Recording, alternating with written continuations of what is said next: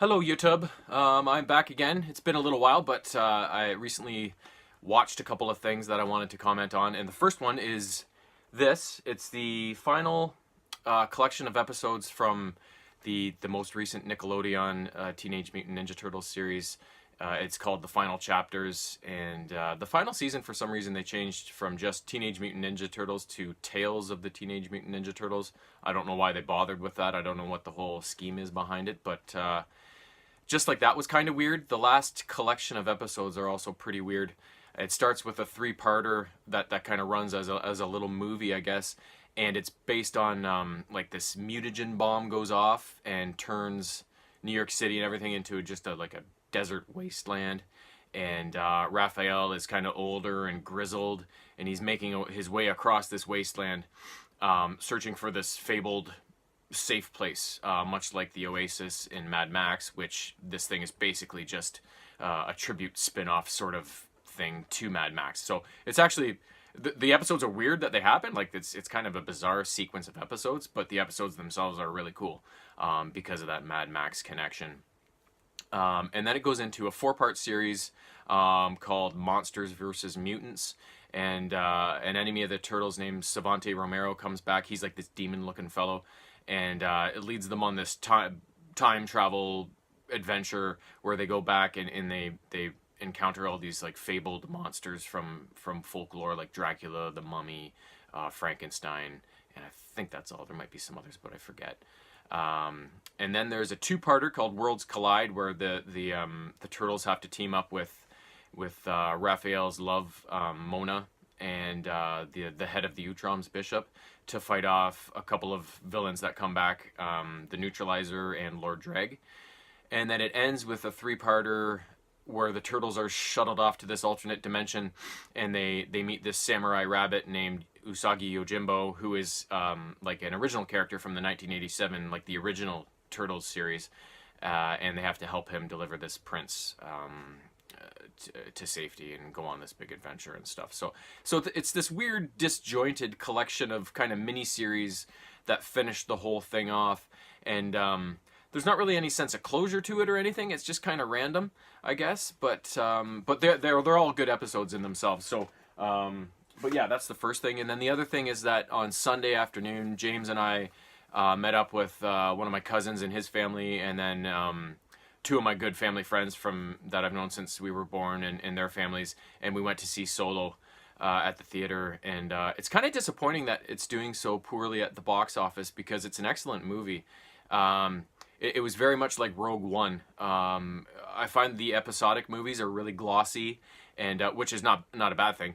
But the Rogue One and the Solo movie, these kind of independent ones, they're really gritty and dirty, and I really like that in a Star Wars kind of way. But they kind of take things down to the mat and get kind of filthy. So the story of the Solo movie, it's basically his backstory from when he was kind of a younger, not a kid, but a young man, and he's an orphan on the streets of Corellia, his homeworld, and he's under the thumb of this weird centipede alien named Lady Proxima, who takes in orphans and makes them steal stuff in order to support her kind of criminal organization, I guess is what it is.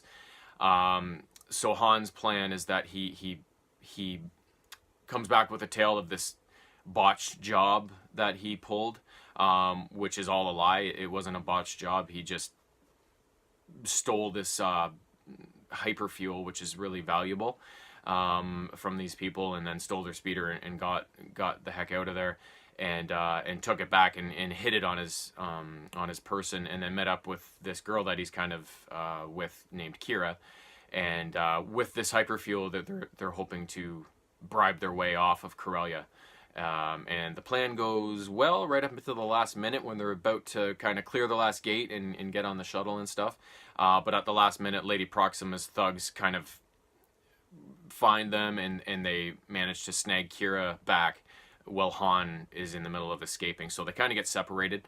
So then Han's real only way off the planet at that point is to enlist in the Imperial Academy and become a pilot, which is what he's always wanted to do, is fly things. So it's kind of a means to an end. But then it skips ahead 3 years in the future, and he's washed out of the the flight academy because of a bad attitude. Go figure. And and then he's now kind of infantry. He's kind of he's like in all these dirty ground battles against insurgents and stuff like that. And he wants none of it. So during one of these battles on the planet Mimban, I think it is, he encounters this fellow named Tobias Beckett, who is he's posing as an Imperial officer and partaking in these battles, but he's actually a criminal. He's got this small band of criminals, and they're just pulling this trick of being Imperial soldiers to steal a ship and do some other stuff.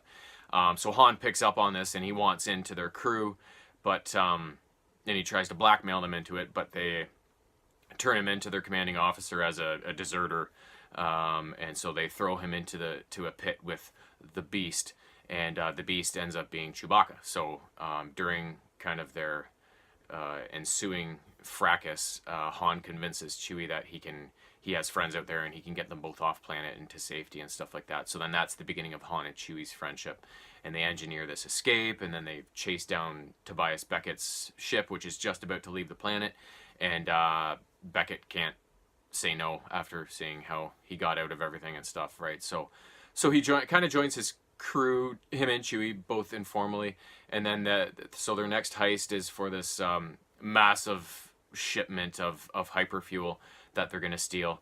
And the reason he's doing that is Beckett has been given this job by a higher up at this criminal organization called Crimson Dawn, this psychopath named Dryden Voss. And but this rival criminal outfit shows up and causes problems, and they lose the shipment of fuel, and it explodes. So then they have to go back to Voss and say, tell him what happened, and he automatically wants to kill them.